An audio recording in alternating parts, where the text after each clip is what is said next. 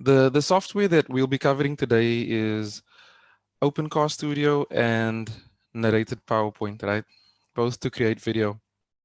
And the previous webinar, we covered the production, setting up for it, how to get your face, your framing right, your eye line, the lighting in the room, and then also some sound devices that you could use, which would be better for you in the space that you're in, and then also selecting a space.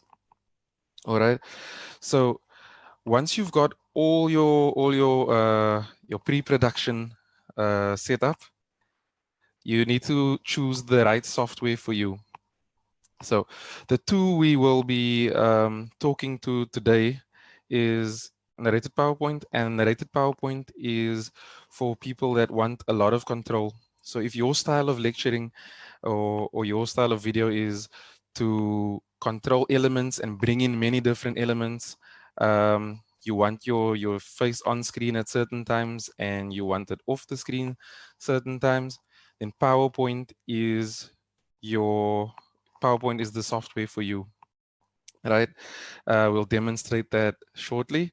And then OpenCast Studio, which is integrated into Vula, would be for those individuals that like lecturing on the fly. So it's as close to an actual lecture hall as you can get from home, because you're speaking to the camera or your audience and you're recording everything as it goes along.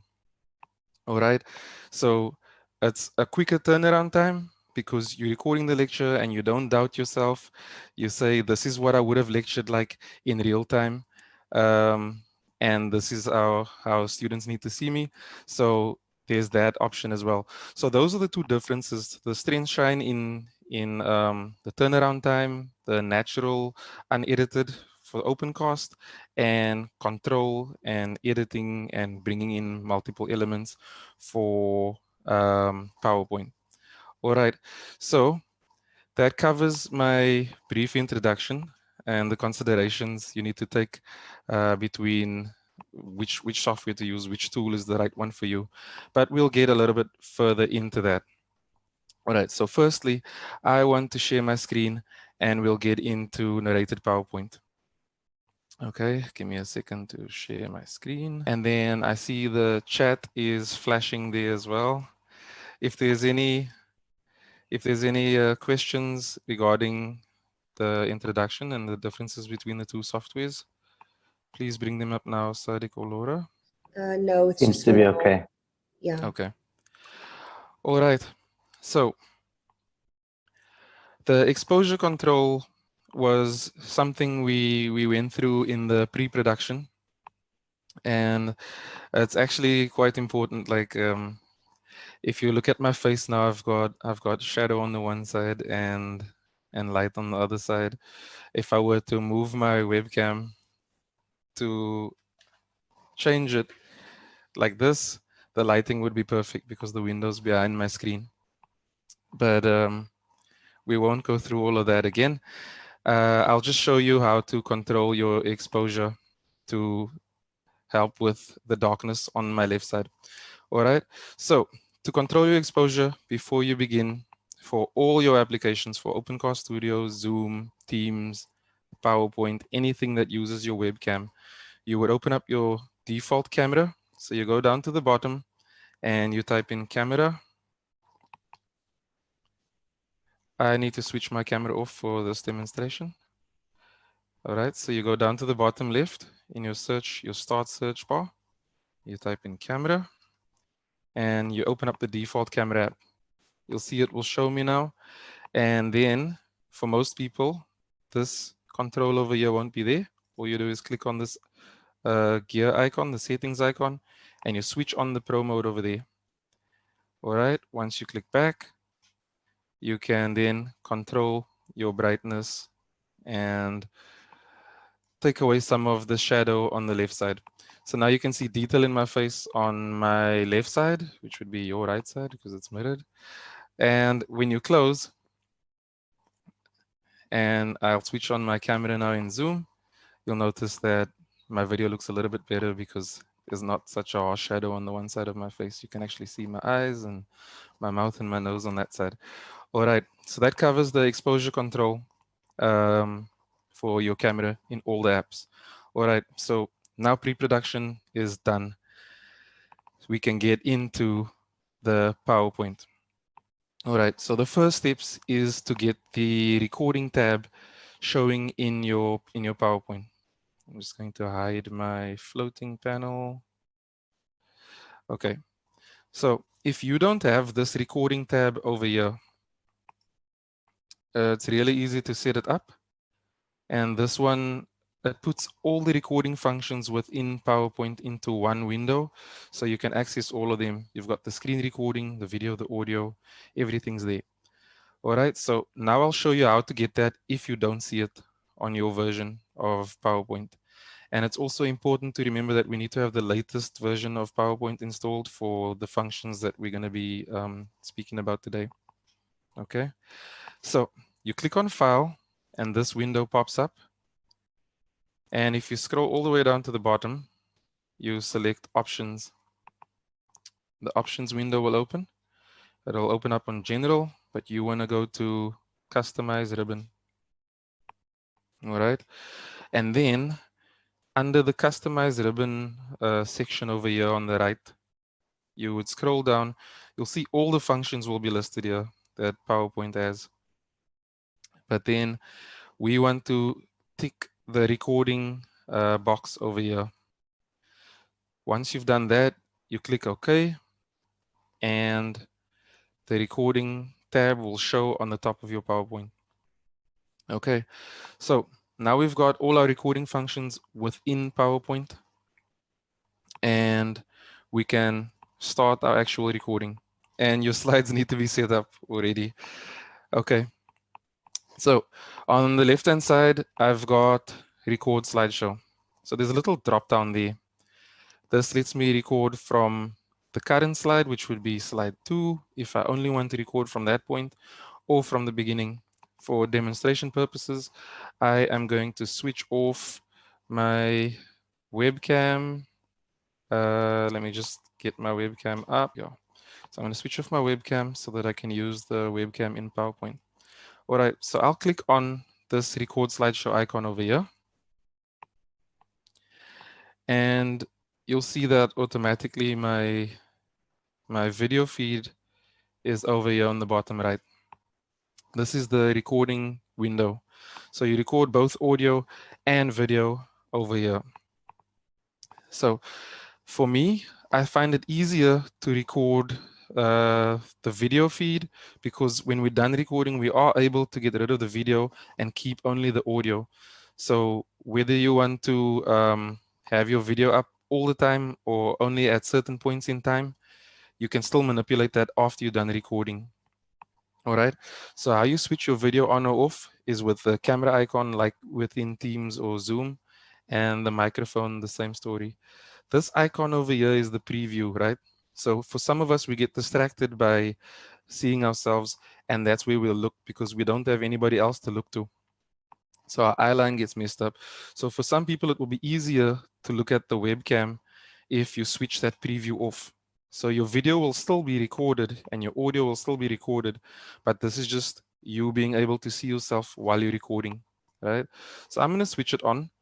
And it's always good to have it on when you start so that you can get your framing right and you can check your lighting and all of that.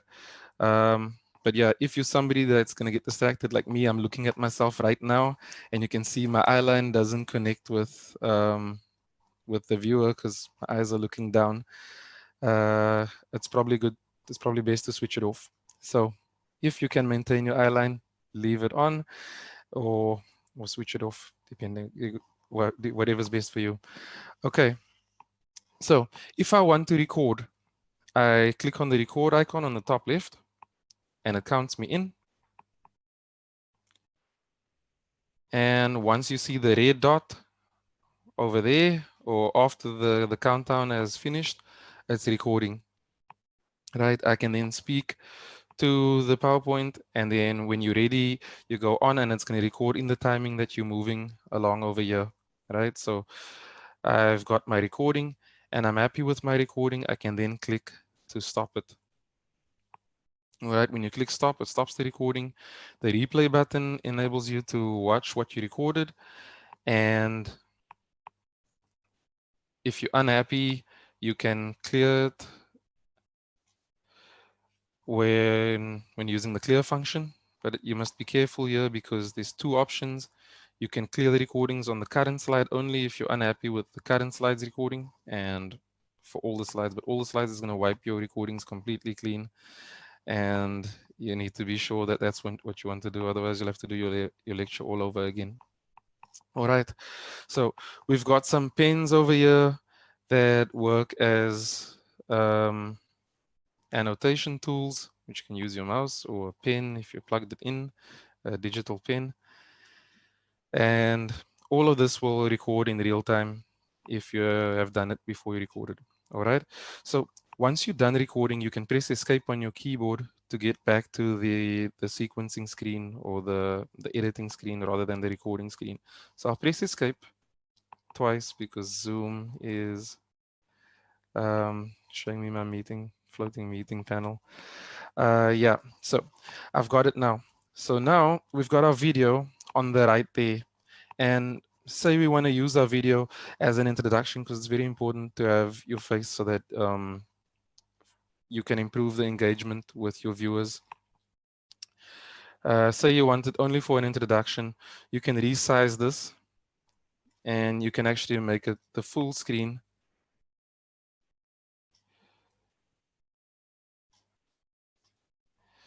And I'm going to delete these scribbles. And you can put it up full screen. Now it's important that you drag from the corner and not from the sides or the bottoms, because dragging from this corner will scale up your video in proportion so it doesn't look stretched. If I were to do that, I look stretched and that's not nice. Okay, so we've got our video full screen and we say, okay, I want the video up for this slide. I want only video. And on the previous slide, I don't want video, but I still want my audio there. I still want people to hear what I'm saying. So if that's the case, all you do is drag the video out of the screen. So once it's off the white frame, when you export it as a video, the audio will play, but the video won't show on the video. So you drag it out for the slides that you don't want, and you bring it back in for the slides that you do want. All right. So say you made a mistake, you want to edit or trim the video clip, you would click on it and then right click, and you'll see at the bottom there's a trim icon, and then you can watch the video here once the trim video opens, and you can drag the green to the start point and the red to the end point. So everything between the green and the red will be what is kept, what will be seen, and the section before the green and after the red will be cut out. All right. Another way is to remember the time code over there. It's at 4 seconds, 0.980, and you can punch that in at the start time and press enter, and it will move the green or the red to those times. And if you want to watch, you simply drag the cursor to a certain point and press play. All right. And then once you click OK, it will chop your video down to those parameters that you've set, those sections. So if you want to include an older video into PowerPoint and use PowerPoint as an editing tool, that is also the way you do it. So Stefan, yes.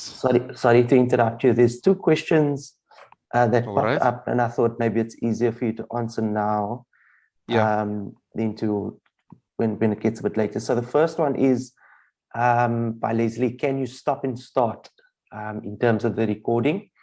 The second question, okay, there's 4 questions there, so I think we can do one at a time. I'll read them to you. So the first one is, can you stop and start on the recording?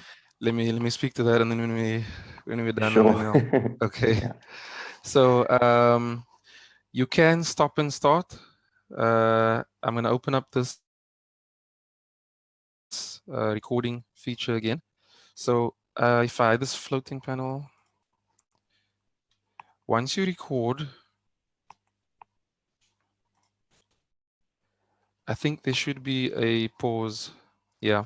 So the pause icon is where the recording icon is, right? So if you want to take a break, you want to stop, you will just click pause and it turns back into the record. So now it doesn't convert it into a video yet because you're still busy.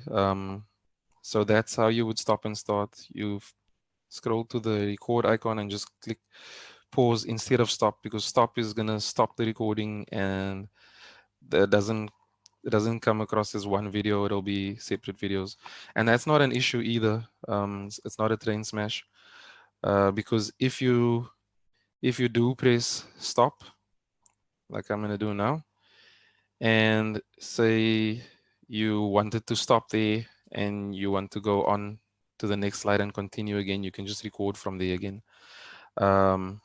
It's just the timing. So if you want to pause within a slide, so as to not have two videos recorded over each other, you would use the pause, record and pause function over here. So then you can stop, gather your thoughts, gather your notes, change your notes or whatever, and then just click record again rather than stop. So it's just about when you need to put two videos into the same slide or when you need to stop within the same slide. But if you need to record from the next slide, you can just press stop and then start recording from the next slide again. So yeah, those are the two ways of doing it. All right. Thanks, Steph. The second question is, what if I happen to make a mistake on a specific slide and all I want to edit only that slide and then continue recording? Yeah, so I think if you on the slide, right, once you're in the recording view and you don't like, say I don't like this particular slide or the next, I can say clear recordings on current slide. So it will only clear this one slide, right? The recordings for this one. So if I click there, you'll see it goes back to the live video view and the recordings for this slide is gone. But if I go back, it still has the video recording for the previous one. So that's how you would erase this one. And then you would click to record again on this slide only. So before you click to the next, you would click stop so that you don't record over the next one. So if I were to click record and I only want to replace this slide and I make the mistake of clicking next, it's going to replace the next slide's recording. So just make sure that you record only on this slide and then click stop, and then it will be only for that slide. Okay. Cool. Next question. And then I'm going to throw two questions at you at the same time, Steph. Okay. So the first one, Jeff missed how to get going with the trim function. So maybe you can just demonstrate on screen. And then the second question is from Leslie that says, can I clip out one piece in the middle? Yeah. Okay. So I'll go through the trim again. I've got my video over here and I'm going to resize it so it's a little bit bigger. And if you hover over the video and you right click with your mouse, at the bottom or on the top, depending on how far up it is, you'll see this bar of controls below the upright section. And then you'll see the trim icon over there, right? Once you click on that trim icon, you can watch your video. So I'll watch it and I'll listen. And I'll see that at, I'll look at my waveform as well. There's a little waveform down there so you can see where the words actually start. So I know that this is just before the pause icon, and I'll say, okay, that's where I want to start my video. So then I can drag my green, but remember the time, right? So it's 03184, because as soon as I start dragging my green, I think that time is going to change. So remember 03184 is where I want my video to start. So I'll drag it to 03184, more or less there. There we go. And then I'll do the same for my end. I'll watch it and I'll say, okay, I want it to end here in this pause, and I'll drag my end locator to that section. And then you press OK. And then your video's trimmed down. Now, for editing, there's just another step, right? Because you want the piece out of the middle. So instead of one video, you will use two videos, but you're going to use the same video. So I'm going to click cancel because I'm going to leave the video as it is. I don't want to trim it. So I've got this video here, and we'll pretend that this is a video that I brought in. Say it's a lecture video from last year or from whenever I recorded, and I want to include a section of that in my PowerPoint. So I've got this video, right? And now the complete video is here. Then I'll go and I'll right click on the slide on the left and I'll say duplicate slide, so that the same video is on both slides, but it's the same slide. So the slide stays the same. I just want to change the video there.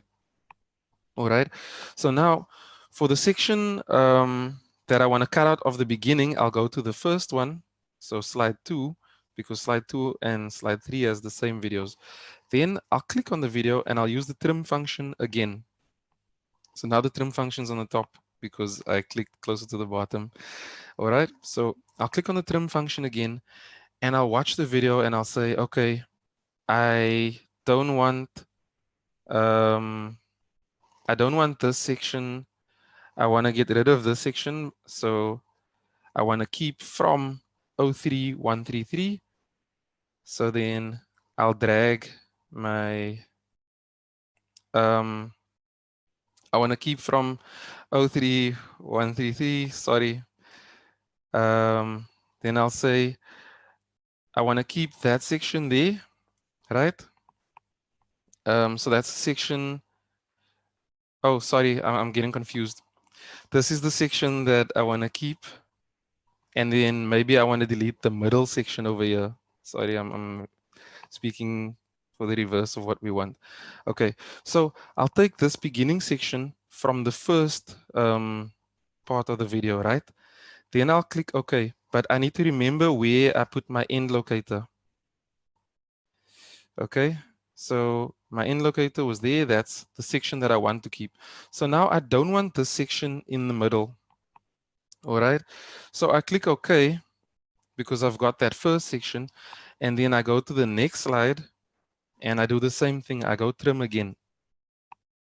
And now I say, okay, this middle section I didn't want, and I'll drag my green to where I want the end section to be. So now when I click OK, this middle section from that 3 to there to the 7 will be gone. So that's how you use it as an editor to cut sections out of the middle, because the trim function normally would only cut the beginning and the end. So you just duplicate the video and cut the sections that you want, keep the sections that you want, and effectively it will remove the middle. So then once I click OK and I watch those two videos, the section in the middle will be gone and it will still work in order. It will flow from one video to the next in the time, because the slide will move on with the timing that the video is. All right. So I hope that answered the question. I can demonstrate that again if need be. Just put it in the comment there if anybody needs to see that demonstration again. Thanks, Steph. That's actually a very cool hack. I've got 2 more questions for you, if that's okay. So the first one is just a follow-up from Zena. She says Zena says, for editing on a specific slide, do I first click pause or stop before clear, or do I just press the clear button? And then Lindy says, is the trimming only for video, or can it be used for audio as well? So I think the trimming works for audio as well. So if I record sound over here, I'll just answer the second question quickly. So I'll press record to record audio only. I'm just going to record a sound in here so that we have sound only. And that's enough. I'll say stop and I'll say okay. And it shows up as a speaker icon. If I right click on that, you can trim the audio as well. So it's the same thing, but just you won't get picture here. You'll only get the waveform down over there. All right. So that's answering the second question. And then the first question was, do I have to pause or stop if I'm recording only on the first slide? Is that correct, Sadiq? So the first question was for editing on a specific slide. Do I first click pause or stop before clear, or do I just press the clear button? Okay, so let me just go back there. So you press stop when you're done with that current slide. So if I go to a slide that doesn't have any recordings, I'll go record, and I only want to keep it on this current slide, right? So I'll pause and I'll take my break. Okay, my break is done. I'll continue recording on this particular slide, and then when it's done, then you press stop, right? So then it won't flow over to the next slide. I hope that answers the question. Yeah. Yeah, I think that's fine. If anybody else So needs some if you want to clarity, continue on it, okay. yeah. All right. Laura, are you and Laura and Seth, are you happy if we open up the floor for maybe questions for a few minutes, and then Yeah, I'm happy. I'm jump happy. Yes, I jump think over so. to we can jump over to OpenCast thereafter. Yeah. There's just one more feature that I didn't cover yet, Sadiq, and that was Sure, go for it. Sorry, Steph. Sorry about that. the screen recording. Sure, go for it. Right. So OpenCast and PowerPoint can both do the screen recordings of everything that's on the screen. It's just it gives you the ability to do that in here and the control to manipulate it and things as well. Whereas OpenCast doesn't have the editing features right now, but it's coming very soon. But we'll speak about that soon. Okay, so screen recording. In your recording tab on the top there, like it is to record video, audio, and a narrated PowerPoint, you click on the screen recording to record your screen, and then you click on select area, and the area that you select, for me, when I use this, I select the entire screen except for the little time bar at the bottom, time and notification bar at the bottom, like that, and you select it, right? It's going to tell you how to get out of the recording mode once I click recording, right? And it's important to remember that, right? If I hover there, it says you use the Windows logo key and the Shift key and R to record, and the same thing you would use to stop the recording, right? You're going to use the Windows logo key and Shift, but instead of the R, you're going to press Q. I was going to tell you that, and it's important to remember it because I struggled the first time I did a screen recording. I didn't know how to stop the recording, how to get out of it. So you'll press the Windows button on your keyboard, the Shift button, and the Q button for quit, right? So it shows you that the Windows logo, Shift, and Q. All right. So once the countdown is done, you're doing your screen recording, and I can go to wherever and I can record here. I can navigate to all of this, and now I feel like I'm done with my screen recording, and then I'll press the Windows button, the Shift button, and the Q button all at the same time, and it takes me back to my PowerPoint presentation.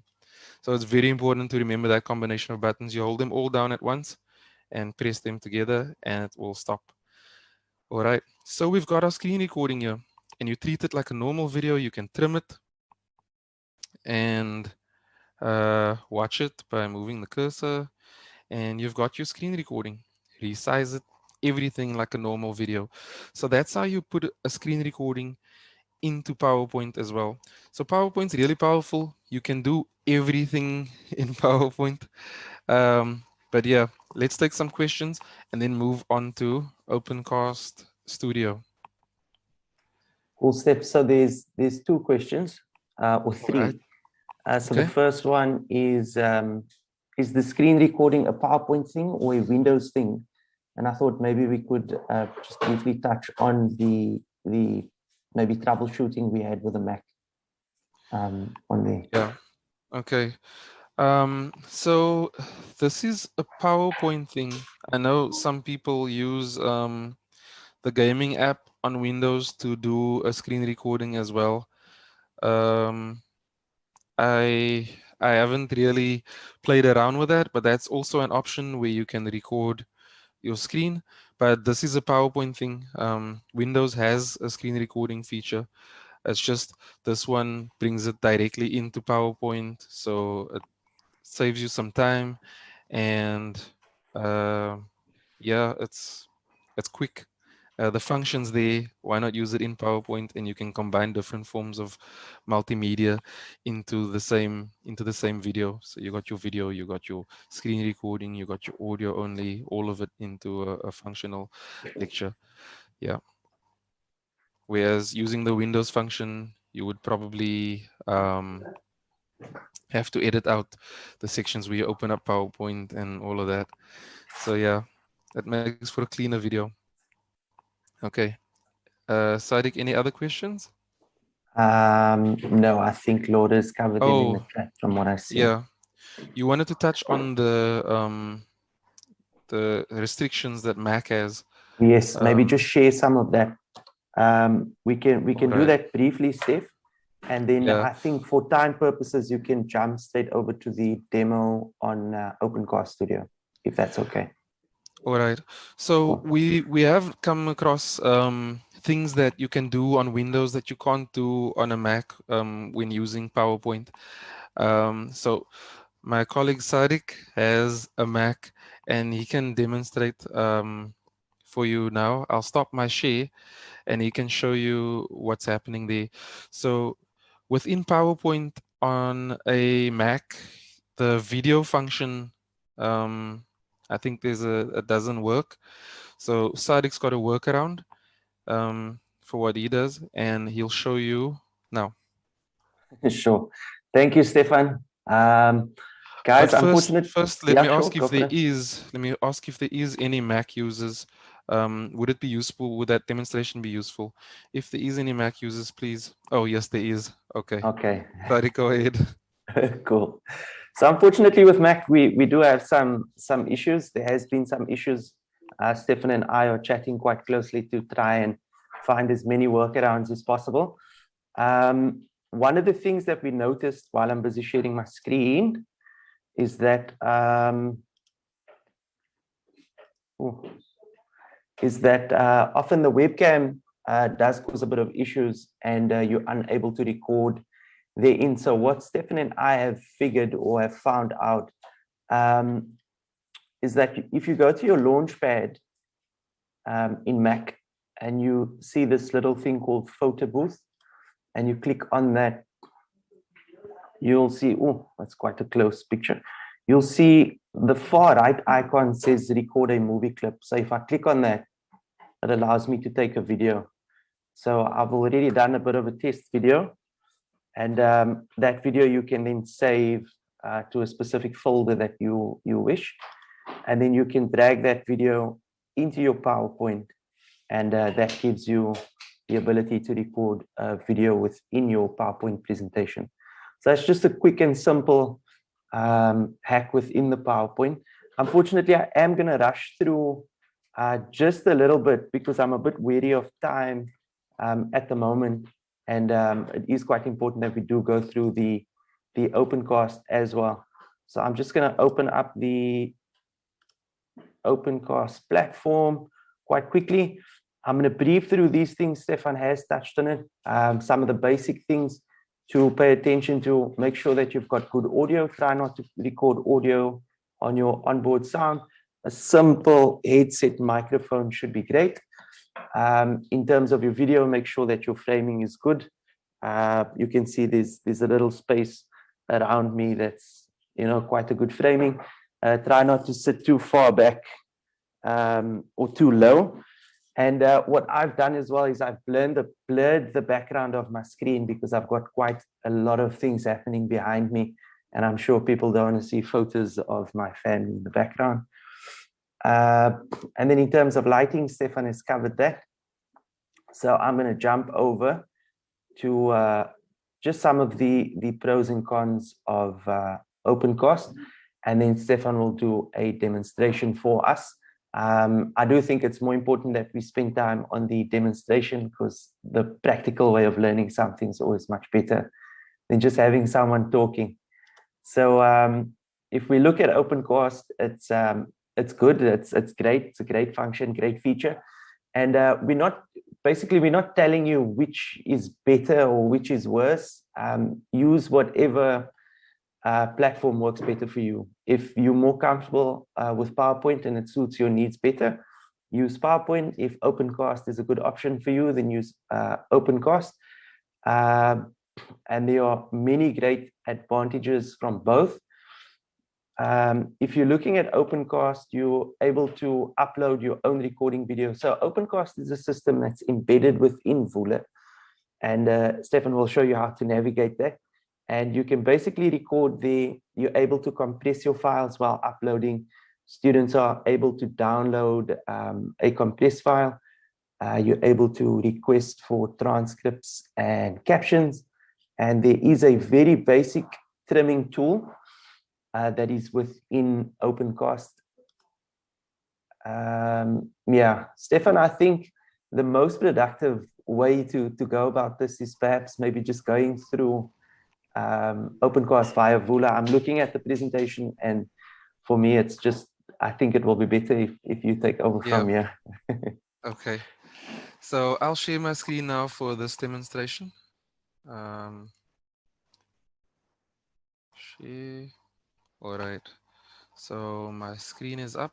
I'm going to navigate to my Vula account, and I'll hide my meeting controls. Okay. So we've got, once you've logged into your Vula site, right? As you normally do, you would navigate to the course that you want to record in. In this case, it's demo site for webinars. We've set up that course site. All right. Then on the left-hand side, where you see all the different tools, you navigate to lecture videos. Lecture videos will open up in the recordings tab. There's two tabs over here, the recordings and the manage. And this is where you would watch it or download and all of those things.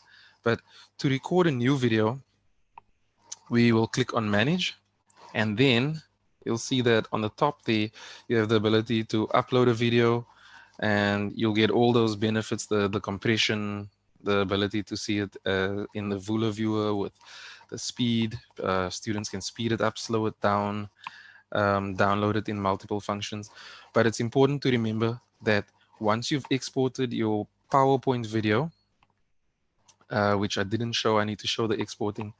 Once you've exported it, you can still upload it over here, because PowerPoint saves in the format that Vula takes, the MP4 video, right? So you can still upload it here and get all of those benefits, except for the selection, choosing if they want to see your face big or the screen big. Anyhow, let's get into the recording. So I'll click on record, and it will take me to OpenCast Studio. Mine is not working at the moment. Let me switch my video off. And okay, I'm gonna refresh this page.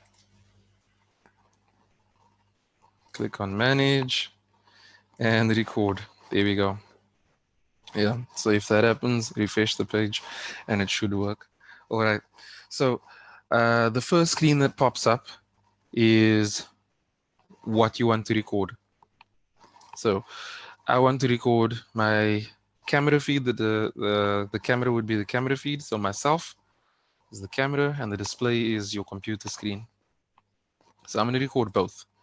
So I'll click on it and then it will ask me which application or which section of my screen I want to record. And I'm going to say I want to record the entire screen. Now you have options here to record a certain application only. Say you don't want anybody to see your Teams messages or your WhatsApp messages or whatever on your recording. You can choose to record only PowerPoint or only Zoom or whatever you have open. And then the same for your internet browser. I've got Google Chrome open and I'm using this from within Chrome. So it's going to ask me if I want to record various pages within Chrome. So that's also an option. But if you're going to switch between different softwares and things you want to show, it's best to use the entire screen option. And so you'll select it and then you'll click share. And it's going to show you this mirror effect here. Now, we don't have to worry about this mirror effect. It's only there because it's giving us a preview of what we're recording. So it's a loop of what's happening. So it will record it like this, but there is the function of trimming it down so that it's not in your final video. But we'll get into that. All right. So once you've selected your screen, your camera is good. You click next, the green icon at the bottom. And then it says, do you want to record audio? And we do want to record audio. And another restriction with OpenCast is that it's only going to record the audio from your microphone, right? You're not going to get audio from your computer. So if you need to include videos that you've recorded in the past that you want to bring in, PowerPoint is going to be better for that because it's still going to have the audio. If you play those videos within your recording in OpenCast Studio, there's going to be no audio coming from your computer. It only records the audio from your microphone. So that's very important to remember. Don't waste your time playing a video using OpenCast Studio and noticing afterwards, there's no audio. All right, so I'm going to click microphone so that it records my microphone. I can choose which microphone I want to use if you've got multiple microphones plugged in. So I'm using the Logitech headset that I've got on. And I'll say, okay, I can see it's working.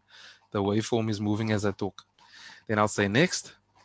And I've got this little red circle down at the bottom and I can start my recording. So once the timer moves, it's recording. Now I want to go to a different screen. I can press Alt and Tab on my keyboard. If you keep in Alt and press Tab at the same time, it brings up all the different screens that you have open. So say I want to record PowerPoint, I'll just select PowerPoint and then I'll put it in the presentation mode and I can present to this knowing that my face and the PowerPoint will be recorded. Okay, so it's got audio in there. And then when I'm done, I can do the same thing to get back to my recording window, right? I can press Alt and Tab. It opens up all my windows and I go back to the Google Chrome OpenCast Studio where I see the recording is. Click over there and I'll say, okay, my recording is done and I'll click stop. So this is the point where we can watch and trim. So to get rid of the mirror effect, the never-ending mirror, we can press play and then you see that the trim icons aren't faded anymore. They're visible. All right, so now I can say I want to watch. I can scroll forward and I need to get to a point where my PowerPoint is, where it's full screen. Okay, So I want my video to start from there, and all you do is then you click on the beginning, set current time as start, and the video will start at that point. So then to cut off the end bit, I can say, okay, I was done at that point. I'm going to scroll a little bit further back. There, I still had video. I'm not done there. Okay, that's where it ends. And then I can click on the set current time as end, and everything after that point will be gone. So you can trim that mirror effect out if you're using the record your entire screen option.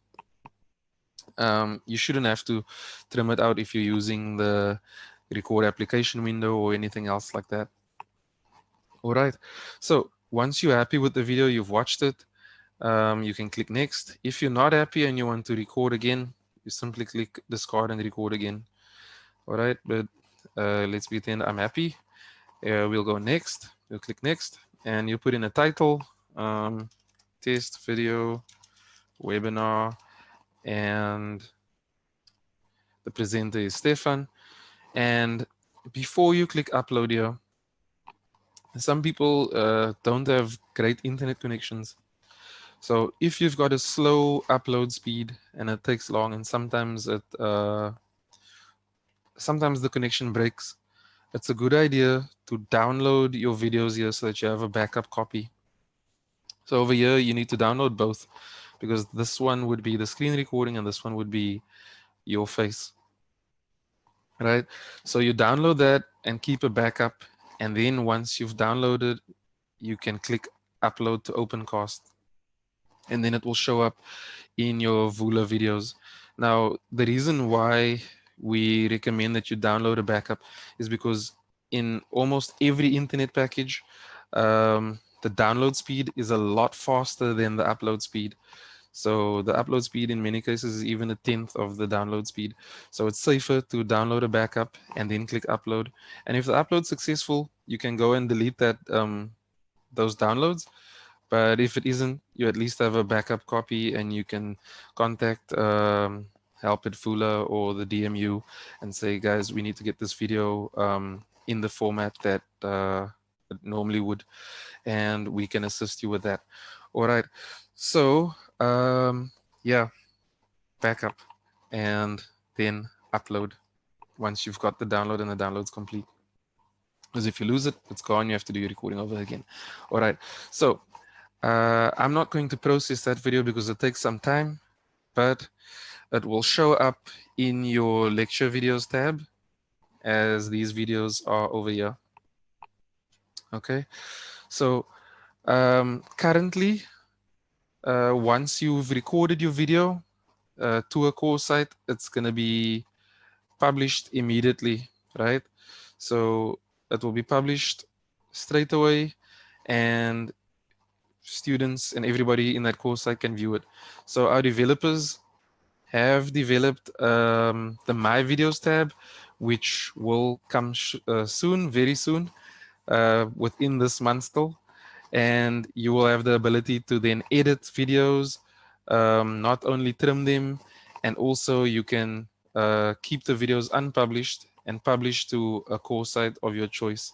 So that functionality is coming soon. So if there's questions around that, know that it will be implemented soon, and you'll see a big screen when you log into Vula that says activate My Videos profile, and that's what that will be. It will be the function where you can record your videos and then publish it to a certain course site afterwards. So you can keep your videos hidden or edit it and all of that, review it before it's published.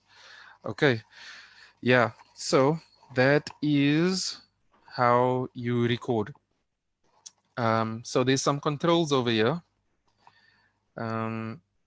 And this one is important. The CC there is how you would request captioning, right? So once you've uploaded a video, it's going to automatically put Google captioning there, Google transcription over there. And if you feel that that's not as accurate as you want it to be, you simply click on request better captions, Once you've clicked on that, it's going to send an email to your inbox to say, well, we've requested better captions, and then we'll process it, send it through to Way with Words, and it comes back within about 2 to 3 days, and it will replace the transcription on your video. So there's nothing you have to do, but you can know that you have accurate transcription. So this is how you request better captioning or better transcription. And this is actually one of the great benefits of Vula because it's a free service. You're getting the transcription accurately done for free, done by humans and not computers for free. But we still advise that if the Google caption is if it's close enough, your speech was clear enough, it could pick up the words clear, and you only need to edit some of it, you use this option over here to edit the captions over there, and then it's just like a word editor. You type in and change what you need to change. So you wouldn't change the timing here, but you can change a word. So nothing is wrong there. So I'll leave it as is, and I would click save. Once you make an edit, it will change to save instead of cancel. All right. So although the service is free for UCT staff, there's still a cost coming from a budget somewhere. So we try and use the automated captions, but if it's very inaccurate and it's going to take a lot of time, try and edit, request better captions. All right. So that is captions. And if you go to recordings and you press play, you'll see that if I click on transcript, I've got my transcript at the bottom of the screen there. And if I click on downloads, I can download the different formats, or I can download the captions or transcript only over here.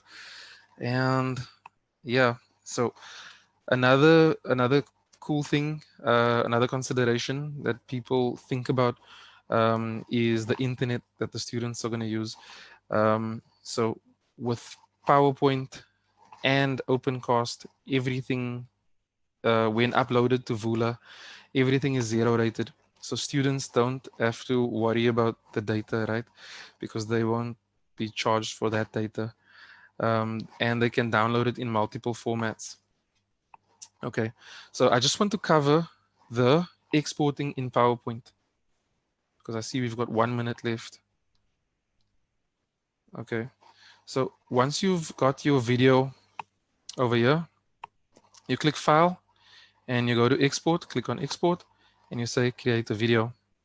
And over there, you can choose your different sizes, and Full HD is what we recommend because as long as your internet connection is good enough, Vula will compress it and make it smaller for students that want to download it and don't have a lot of space.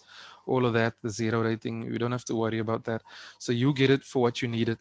If you have intricate information, like say you do a programming course or a mathematics course, and you want students to zoom in within the Vula viewer on certain things, then we would recommend that you export in 4K, because then the resolution's higher, they can zoom in, and more of what's going on will be maintained on the screen. If you've got a slow internet connection, 720p is good for you, because then it's less to upload to Vula, but 1080p is the recommended one. And then you click create video and save it as a normal file. And it's important that you also, before you do anything, before you save as a video or anything, save your presentation as a .pptx PowerPoint file so that it's compatible with the web. And if you share it, somebody else can open it up and the audio and media files aren't corrupted. So this is the format you save it in, .pptx, and then once it's saved as that on your computer, you can then go and export as a video. You can't convert it from a video back to a PowerPoint presentation. So if you didn't save it as a .pptx, all your work is only in video format, and you can't manipulate it or change things. So you made a mistake, or you want to use the same video later on and just change a few things. That's time specific. So make sure you save it as a .pptx and then export as a video. Don't only export it as a video and leave it like that. Okay, so that includes today's training. If there's any questions, I'll be happy to answer, even though we are over time. The chat looks fine, Stefan. It doesn't seem to be any questions in the chat. But if there are any questions from anybody, I think it should be okay if you put your mics on and we can ask Stefan as well. Yeah, or add in the chat. Then I'm also going to ask Laura if she can drop the DMU contact line there, because sometimes people have issues with setting up the microphone or the webcam, or you've got issues with setting up your software, like getting the latest version of PowerPoint and Office 365. It's quite tricky. It's not a straightforward business. So we don't mind assisting with that. Drop us a mail, and we even do face-to-face consultations. So if Laura can drop that in the chat, you can contact us and we can help you with most of your queries, or most of the issues you're struggling with.